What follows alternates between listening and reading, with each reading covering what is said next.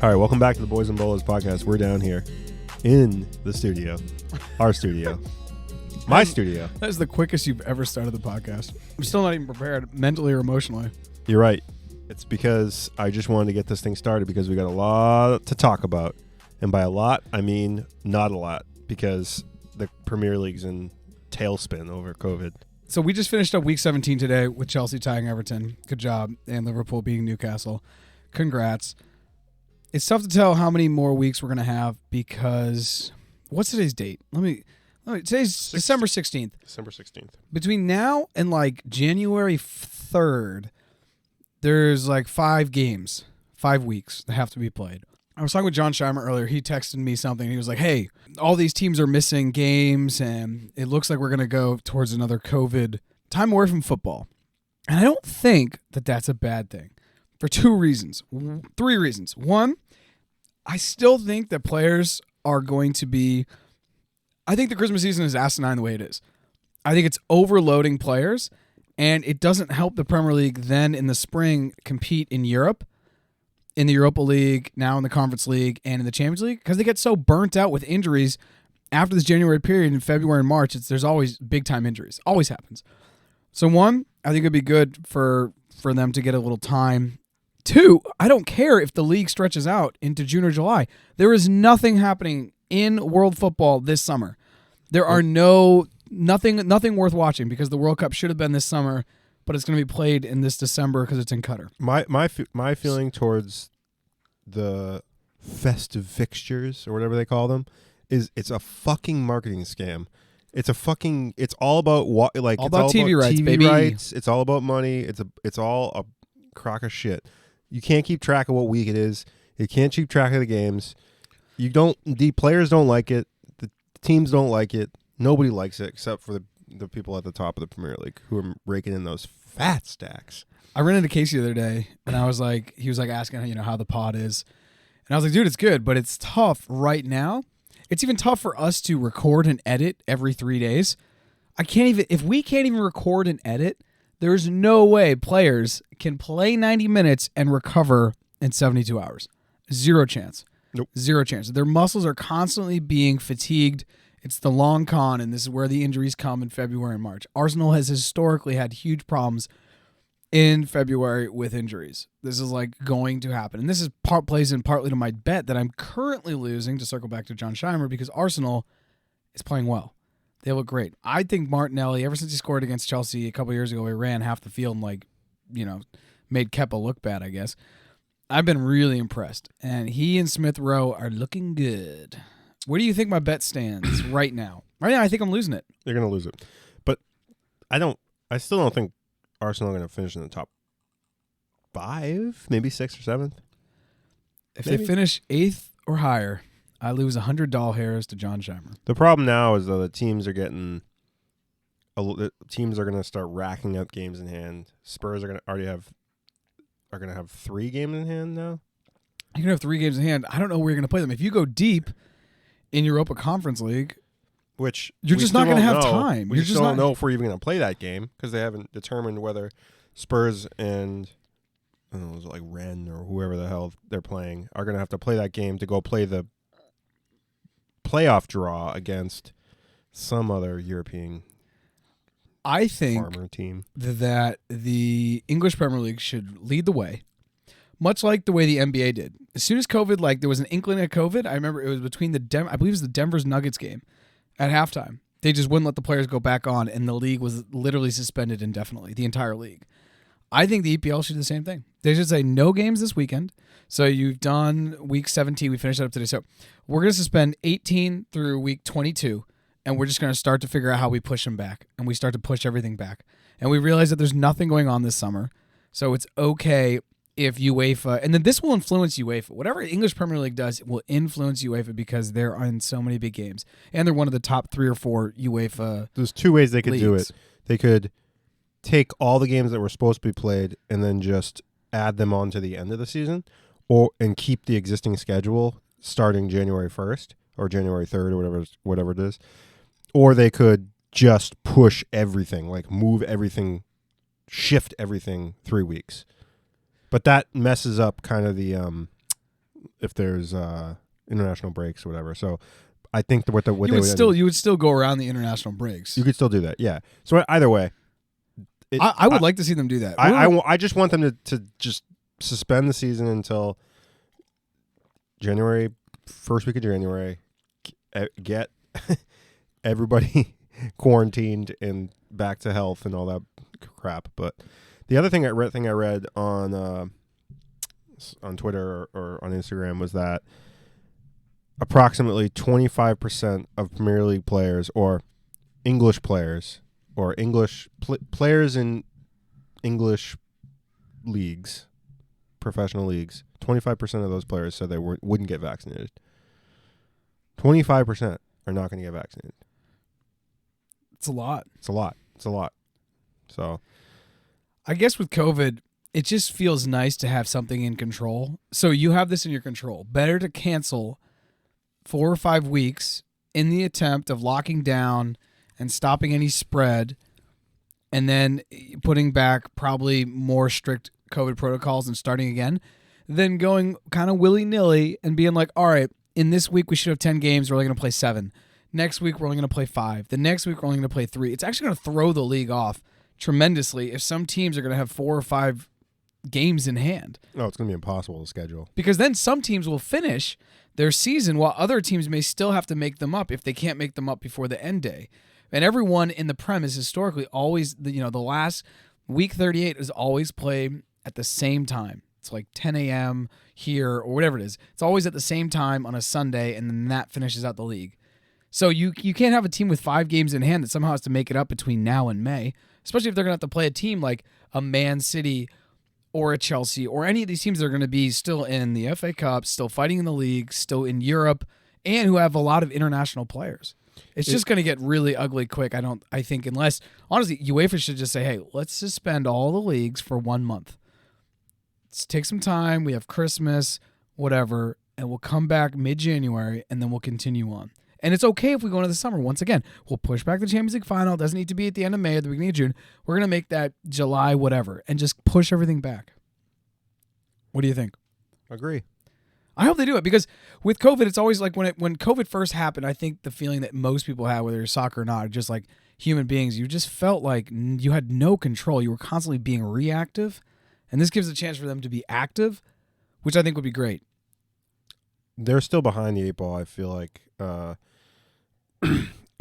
England in particular is similar to the U.S., and there's like a lot of reluctance and resistance to being vaccinated. There's a lot of information that's just not correct that's going around. I feel like there's a lot of people who think that it's getting blown out of proportion, this and that. And so I think Premier League, they don't want to, everybody wants to move forward, right? We don't want to move backwards, but we don't want to go back, right? So we don't want to cancel the season. We don't want to make it play in front of no fans anymore.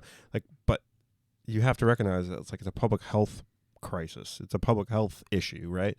You can't have players who have been exposed to COVID who maybe aren't showing symptoms out playing with other players and interacting with refs and staff and traveling across the country and fans. There's full stadiums of fans, and when people score goals, they're going to go over and celebrate. It happens. It's cringe. When I see some players now going celebrating fans, I cringe because it's so easy to spread. So I think it's good. Take a pause, figure out a strategy. But this whole willy-nilly, half-assed response to players getting infected. It also I teams that aren't that deep. So teams we're seeing Leicester and Aston Villa and even West Ham might be they have injuries, and on top of that they have COVID cases, and then they only can field 14 players or something, which technically that's enough to play, but really it's only going to make the separation between the top 5 teams, like the Liverpools and the Cities, and all the other mid-table teams grow, because these obviously Man City and Liverpool are going to have way more depth on their 25-man squad that can field quality teams and can still beat up on the rest of the league. So it's just not fair. It's not particularly fair Leicester wasn't even going to field. They had like a bunch of guys out with COVID. Then they had some injuries, and then they had some actual guys that just were sick. Leicester for today's Spurs game had no fit center backs. I mean, that's crazy. Like, that's crazy. So yeah, I'm not saying like just because a team has injuries and is sick, like they should, you have to, but it is something to consider is that like, that COVID's going to impact a smaller club more than it's going to impact a bigger club. Also, with what you're saying as far as personnel depleting, the bigger clubs more often than not have much deeper academies. So they can go down to the U23s, the U19s, pull out a star and be like, we'll put him up top or whatever, or we'll try to fill this hole. And most times they're good. I mean, you look at Chelsea, what Chelsea's done, the fact that we have so many academy players that are playing on our first team now who've come up through the academy and are stars. Like Reece James is a star. Mason Mount was top 50 in FIFA 11. And other clubs just do not have the money to create that kind of a development. No, because and get those kids the up. good players go to the big clubs. To the big clubs. Go to the big clubs. They start off at the Aston Villas and then they obviously they get poached by the Manchester Uniteds and the Chelseas. So yeah, it really just needs to be a little bit of a break. There needs to be a break. Figure out a strategy. This is something that Klopp said, and I'm just going to read the quote. He said, "I want to apologize for the view I hold on the vaccination, no matter how unpopular it might make me in certain sections of society. I'm the same privately as I am publicly on this. If I come across friends or people I care about in my life away from football and they tell me they haven't had a jab yet, I do my best to encourage them to listen to experts. It's never a case of listen to me. It's always listen to those who know. Ignore those who pretend to know. Ignore lies and misinformation. Listen to people who know best. If you do that, you end up wanting the vaccine and the booster. The stick to football, in quotes, the stick to football abuse so misses the point." And I totally agree with him. He as a coach, obviously he wants to play. But this COVID thing is bigger than the game, unfortunately, because it supersedes that. And there are certain sections of society that, there's a lot of people that have immune suppressed, or they're dealing with a terminal illness, or they have some other type of disease. Well, they don't even know they have an underlying condition. Well, they don't even know they have an underlying condition. It's not obvious, like maybe something like obesity. They could have some heart condition that they just don't know about. They could have some other respiratory issue. And it's just kind of like, I don't know, show some empathy and probably get the jab at this point, if that's what the experts say. And I completely agree with Klopp. Like, we're not going to go down this, should you or should you not? But if that's what the experts say, then that's what you should do. If 99.9% of doctors say this is what you should do, it's probably what you should do. Yeah. And I think it's actually interesting that 25% of English players in English football, 25% of players in the English football tiers don't have the vaccine. Because if there's a player playing for my team, and I'm Stevie G, and I'm the gaffer, and I'm at Aston Villa, I go to the board and say, these guys are under contract. We pay them millions of dollars to run around and kick a ball. If them getting sick from something is going to endanger that, then they have to curtail whatever that behavior would be. So if it's as soon as getting a vaccine, it's as simple as that. This is a completely weird thing, but like with painters unions in the United States, if you got a sunburn, you couldn't miss work. Like just like this, or if you missed work, you wouldn't get paid or whatever, it wouldn't be covered. And I think the same thing should happen here. If you get COVID and you're one of these football players, I just think you should get fined. Because they're not showing up with their best, and we talk about it all the time. Every single point is worth like $1 million at the end of the year, at the end of the day, when it comes down to rights and overall staying up in the Prem. So for me, it's like I think the players should totally have to be vaccinated. If they sign a contract for a club, I think clubs should just come down and do that. I don't know why the FA hasn't put that on the clubs. Yeah, it's for me. There's this idea that your health is private and you should be able to make your own private health decisions, and fine, but this is a public health emergency, and we have a way to stop people from getting super sick, and these are private like each club is a private company. They can make their own rules. That's the thing, it's a private company. Like the US government is now saying, like, if you work for the government, you have to get the jab. Or if it's a private company, for example, the United States, if I work in an office and I'm an accountant and they say I have to get the jab because they're paying me $120,000 a year, whatever, to crunch the numbers, I kind of have to play ball with them.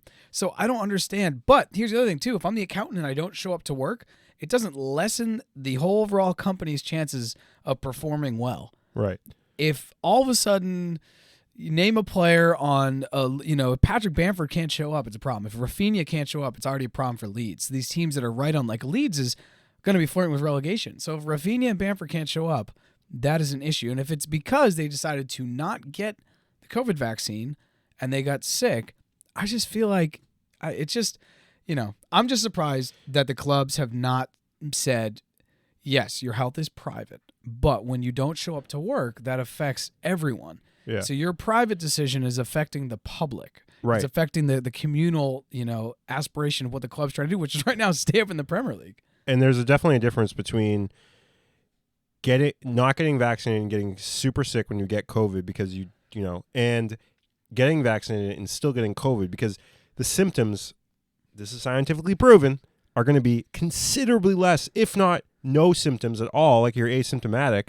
Yes, you may test positive, but in a few days you're not going to have any symptoms, and you're not going to be able to. So there is a difference. So people are going to say to us, "Yeah, well, you can still get COVID if you get." And I heard the story where, blah blah blah, where somebody still died when they got vaccinated. Well, you know what? They probably had an underlying condition and they didn't know about it, or they were obese, or this or that. And so yes, you do hear of like one or two things, but for the majority of people, millions upon millions of people who have gotten vaccinated, it's protecting them. I think from more than getting like super sick. 2-point-something billion people now have had at least one vaccination dose. Obviously, in the United States, the number is fairly high. Where we are in Massachusetts, it's over 80%. Obviously, I know in other parts of the country, Mississippi, it's like 35%. And I want to read a quote from Kevin De Bruyne, kind of building what you're saying. He said, after COVID, I came back and trained as hard as I could. I still feel sometimes that my body is adapting because I do 2 or 3 sprints and I feel it, having had COVID. So, like, if Kevin De Bruyne is feeling it, then I guarantee if you're listening to this pod and you're not a professional soccer player, like, it could really literally knock the wind out of you and affect you long term. So, I don't know. Once again, my biggest thing is I'm surprised the clubs haven't come down per an order of the FA, which is the governing body of the whole damn thing, and said, hey, you have to have your people vaccinated. Here's why. Because the shit's going to come downhill.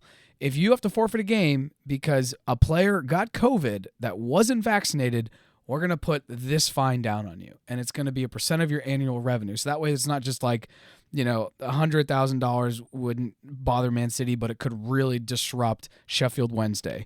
It's going to be like, we're going to take some of your revenue then or whatever. Like, that's how we're going to do this. Yeah, for me, it's like they're going to increase testing, fine.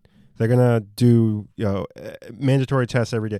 Test as much as you want, but what really needs to happen is they need to force the players to get vaccinated. They have vaccines.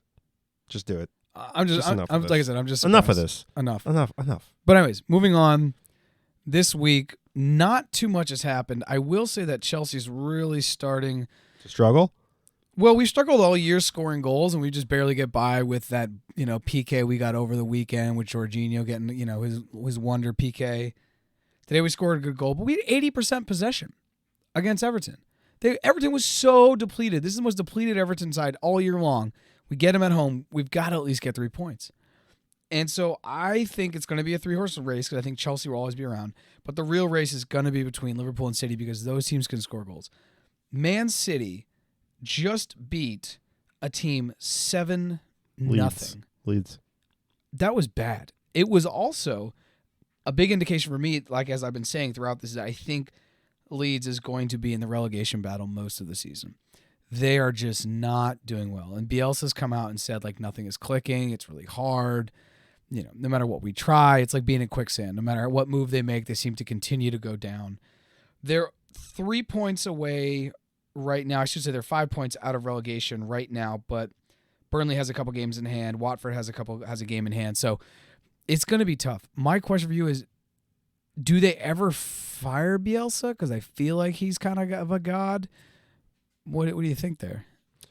This is a tough one. It would be absolutely heart-wrenching to see them go back down to the championship after the whole build-up, in All or Nothing, in the Amazon documentary, and then getting so close one season and then falling apart and then finally doing it last season or 2 seasons ago. But yeah, I mean, the teams that are below them, like Norwich, is really bad. So I just don't see them getting out of the relegation zone. Newcastle, really bad, really bad.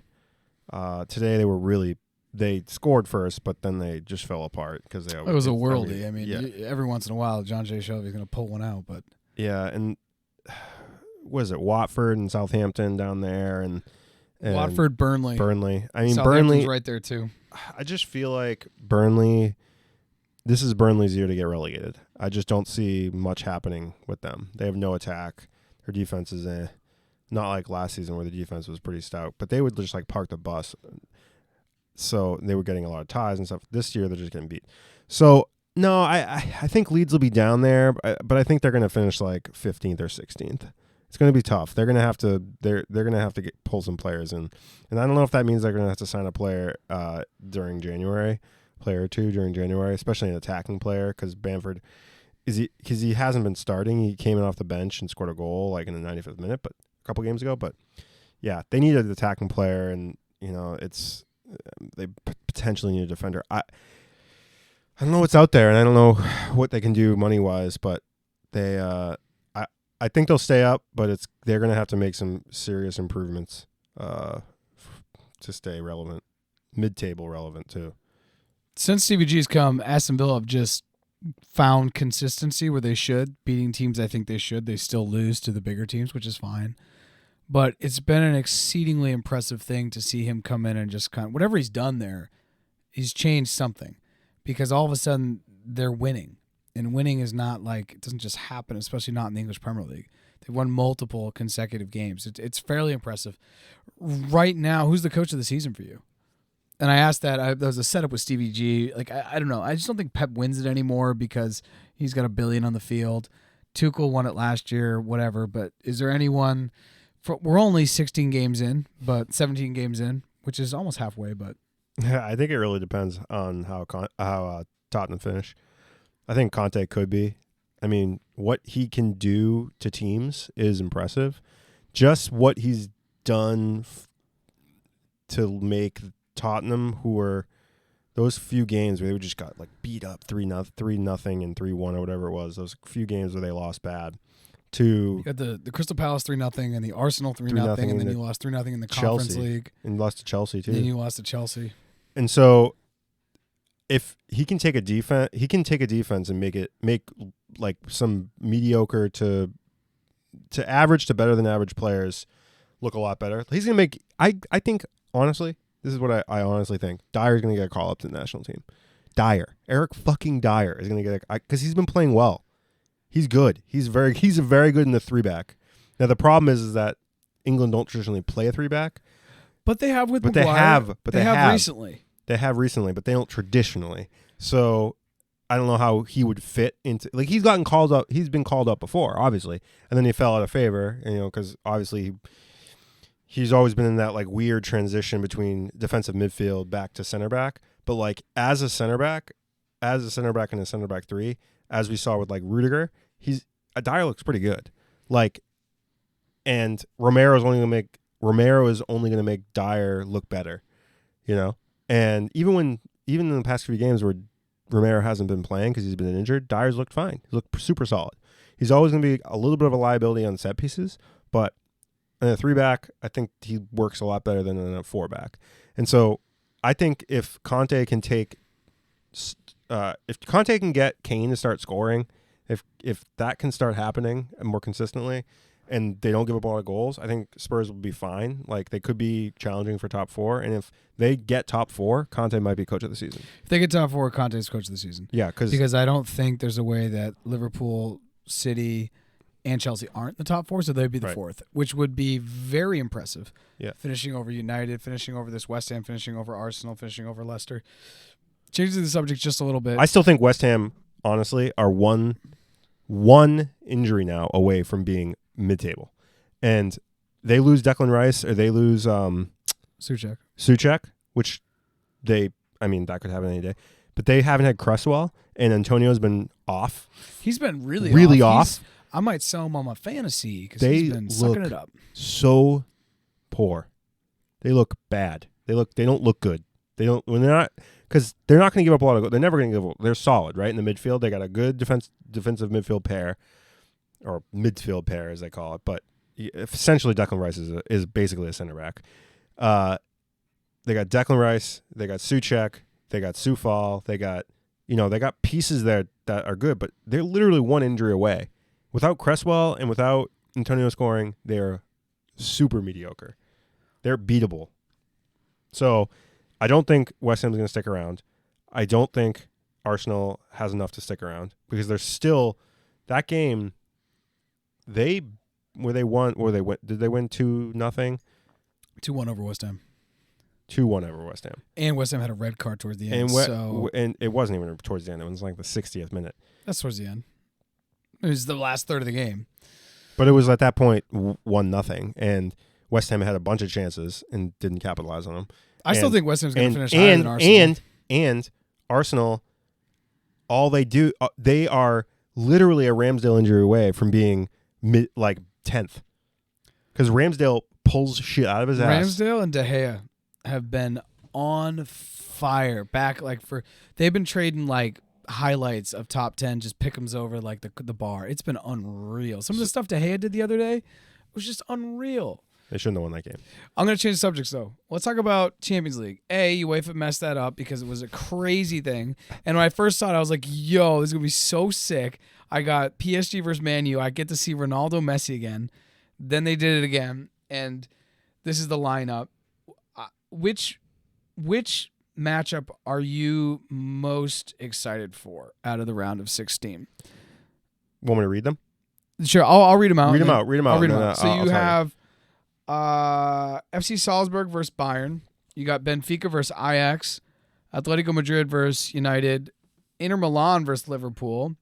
Sporting versus City. Chelsea versus Lille. Valencia versus Juventus, and Paris Saint-Germain versus Real Madrid. It's not Valencia, it's Villarreal. Is it Villarreal? Yeah. It is Villarreal because Valencia is the bat. Villarreal. Just looking at the crests here. Thank you. What was the last one? PSG versus Real. PSG versus Real is probably the most star-studded matchup. That's one I'm most excited for because I'm really excited for Ramos. He says he's, quote, going to die for PSG against Real. But this is a dude who has bled for Real for I think he played 15 seasons with Real. I mean, he's arguably Real's best player in history other than Ronaldo, I would say. He'll probably be fit by then, but who knows? He could be injured. He could be injured. But seeing Messi go against Real is going to be awesome because that's never a bad thing. And Real's playing really well. Real's playing super well. They're a team that's just kind of knows their little vibe. Vinicius, if you don't watch any of the Spanish league, go watch him. He's very fun to watch. He just has he has that young kind of Cristiano. He doesn't see overloads. He's just there's two guys in front of me. I'm just going to go buy them quickly. Right now it's between Vinicius and Salah for the best player in the world. Benzema's up there too. Benzema, they're all scoring goals like it's nothing. Lewandowski's still doing that. He's still firing all cylinders. Yeah, I guess he plays in the Bundesliga. But the other game, the Man United game, is interesting. That game against Atletico, because Atletico has been playing pretty mediocre. They're 5th or 6th in La Liga right now, and they're not getting a lot of production out of João Felix. I think he's hurt or something, and then they have the Griezmann, right? And in 2 months, who knows how they're going to be? They might be back to the top. They might be firing all cylinders in 2 months. That's why these draws are weird because the games are not next week. You have the draw in mid-December and the games start in mid to late February, so you have 2 months between this and that. It's going to fly by. We're going to be talking about the Champions League very, very shortly. I'm thinking that Bayern got easy draws, Chelsea got easier draws, City got easier draws. The Liverpool-Inter Milan, I don't see how Inter could beat Liverpool, but I'm always open to be surprised. Italian teams always surprise me. The PSG Real, though, is just going to be fire. It's just going to be absolute fire. Because I think Messi, that's a team he has picked apart and a club he has just haunted for years. And if he could go do that, that'd just be awesome. It's a two-leg affair. Yes. Nice. I like that. Two-leg affair. Now, did they get rid of the away goal thing this season? They did get rid of the away goals. That's gone? Okay. Yeah, which I always liked. I liked the away goal thing. liked it. It had a little spice. I don't know. I thought it was kind of... That little sesame. I thought it was a stupid gimmick. It was a gimmick. I like gimmicks. You like gimmicks. You're a gimmick. I like You're a gimmick guy. You know when you're going to go buy like a 6-pack of beer and there's like, I don't know, a lollipop attached? I'm like, ooh, that's a gimmick. That's a gimmick. Gets you right in. Gets you right in the door. It's everything I wanted right there. It's fine. Well, I don't know what to say else about the Premier League. I'm a little bit bummed out because COVID sucks and I'm just tired of dealing. Everybody's tired of dealing with it, but I think for like the health and safety of like everyone involved, not just the players, but like the staff and the kids and U23s and the academies and all those. Yeah. Let's put a pause on that. We should do a little pausa. Looking at fantasy. Yep. Osman is up to 3rd. Yeah, I dropped down. You are down to 5th. I know. It was hard. I am up to 10th. Still doing the thing. Mac Bruce is still in 1st. Nick Bailey's up to 2nd. God, Mac Bruce and Nick Bailey, Rhodes boys, and Oz. That's all Rhodes. Undergrad, stand up. So goes Mac Bruce, Nick Bailey, and Oz. Very nice. I'm in 10th. Eric Chahon moved up, and Noah is now down in the last. I wonder what's going on. Diego's trying. Yeah, he's trying. Here's the deal, He's though. trying, though. He's moving things around. He's making moves. I got to sell. Because here's the thing. If AFCON does happen, everyone's got to sell all their African players. You got to start unloading Salah.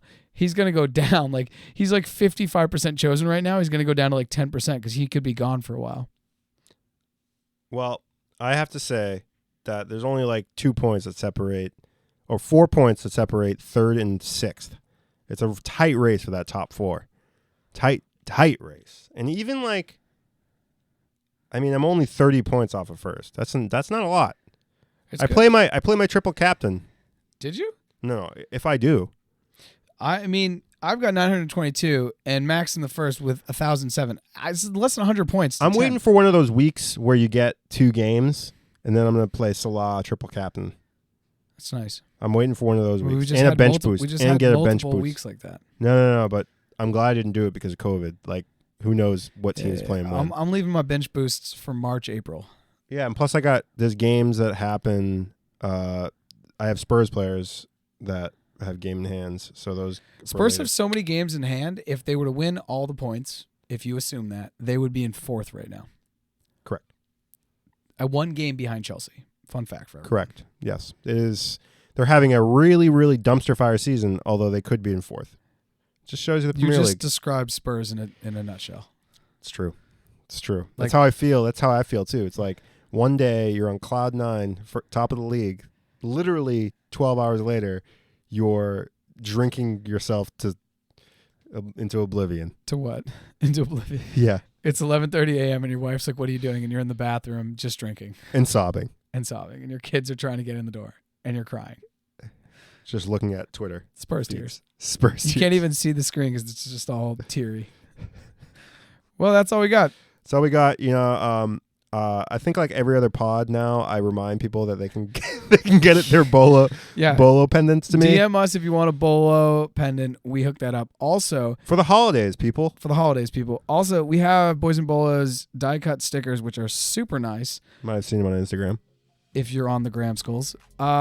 Check that out. DM us. We only have a couple left, but we will send them out to your abode. We just ask that when they get there, you slap it on something and then you send us a picture of that. Like your forehead. And then you tag us at Boys and Bolos. That's it. That's it. Ciao. Thanks for listening to the Boys and Bolos podcast. You can find us on Facebook, Twitter, Instagram, Patreon, Twitch at Boys and Bolos. If you'd like to be a guest, please reach out. You can hit us on any of the social media accounts that Jeff just mentioned or email us directly at boysandbolos@gmail.com. Thanks for listening and see you next time.